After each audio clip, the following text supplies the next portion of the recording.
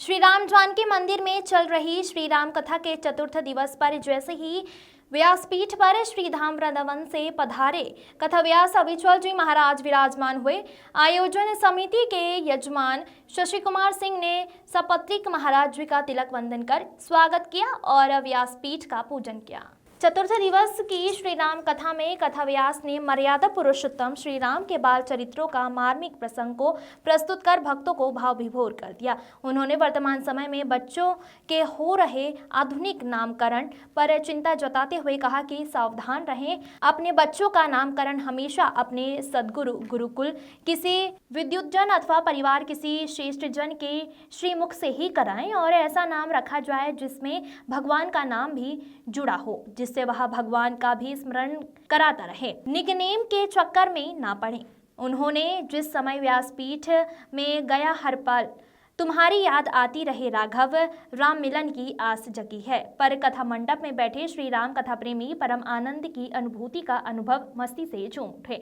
उन्होंने ताड़का उद्धार का प्रसंग सुनाकर संदेश देते हुए कहा कि श्री राम केवल करुणामय ही नहीं थे बल्कि धर्म की रक्षा के लिए राक्षसों का संहार करने में भी संकोच नहीं करते थे। कथा व्यास जी ने बताया कि शुक्रवार को मां जानकी और मर्यादा पुरुषोत्तम भगवान श्री राम का विवाह उत्सव धूमधाम से मनाया जाएगा। चतुर्थ दिवस की श्री राम कथा के विश्राम अवसर पर मंगल आरती गाई गई, प्रसाद वितरण किया गया। इस मौके पर खंड शिक्षा अधिकारी डॉक्टर सुनील कुमार सिंह के अलावा भाजपा जिला उपाध्यक्ष प्रीतेश दीक्षित, ग्रामीण पत्रकार एसोसिएशन के जिला अध्यक्ष अखिलेश सिंह, वरिष्ठ पत्रकार शिव प्रकाश त्रिवेदी, आयोजन समिति के सचिन मिश्रा, दीपक सिंह, प्रदीप त्रिवेदी, बालेंद्र मिश्रा, विनोद गुप्ता, दुर्गेश दीक्षित सहित बड़ी संख्या में श्री राम कथा प्रेमी मौजूद रहे।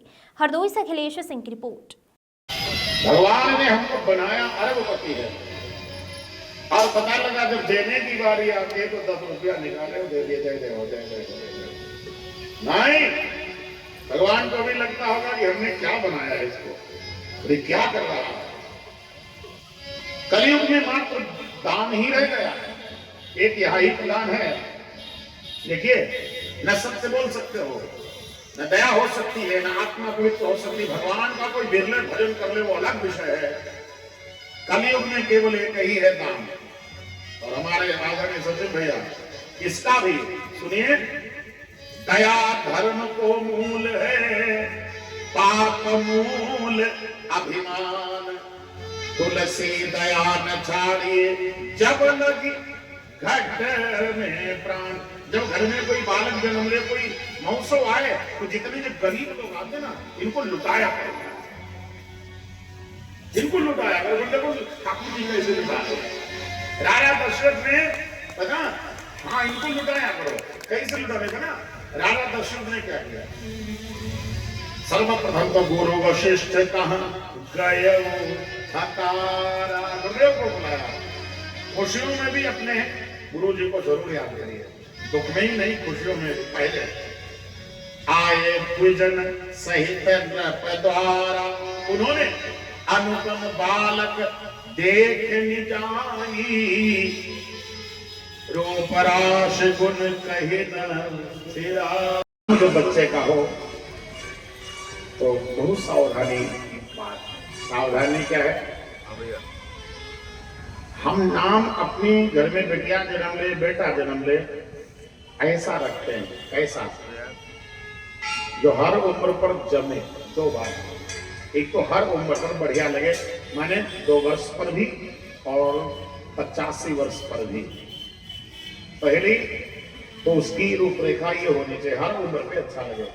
और दूसरा, अजामिल का कथन याद कर लीजिए भागवत जी में, नाम ऐसा रखना अपने बेटे अथवा बेटिया का तो पुकारे तो आप पुत्र अथवा पुत्री को कब, जब मरने का वक्त आया। देखिए, जब मरने का वक्त आता है तो जिसको बेटिया लाडली है वो बेटिया को याद करता है। कब, जब यमदूत प्रहार करते हैं। जिसको बेटा लाडला है वह बेटे को याद करता है। आओ आओ आओ, यही तो अजामिल की कथा है।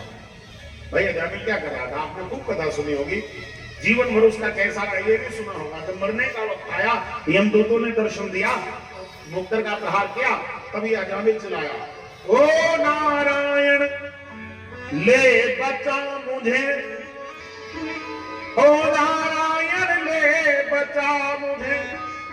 अजामिल चिल्लाया, ओ नारायण, ओ नारायण, ओ नारायण। तो ये नारायण तो नहीं आ पाए, पर ओ नारायण ने अपने पार्षदों को कहा जाइए। वहां बोले कहां? मृत्यु लोग, किस लिए? अजामिल को उठा करके लाइए। वो अजामिल को उठाने यमदूत आए, वो मार रहे हैं, उनको बचाइए। तो भगवान के पार्षद बोले नहीं नहीं नहीं, आपको नहीं पुकार रहे, आप धोखे में हैं। क्या?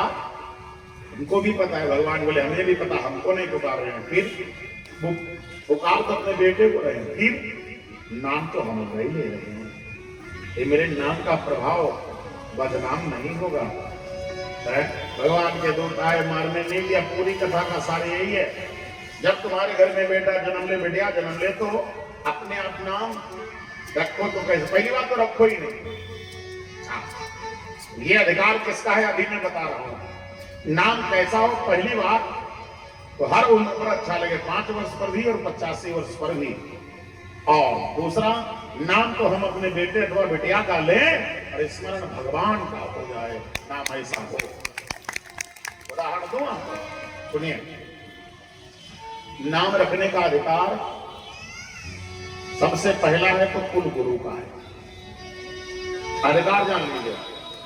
अच्छा, कुल के गुरु नहीं तो कुल के आचार्य का है। कुल के आचार्य नहीं है तो जो कुल के मन हमारे घर के वृद्ध हैं, जो बुजुर्ग हैं, उनका अधिकार है। इसलिए जितने युवान हैं अथवा युवतियां हैं, कृपा करके निकनेम के चक्कर में न पड़िए। हमको एक लोगों ने पूछा था ऐसे, हमारे कुल के आचार्य में कथा सुने होंगे कहीं हम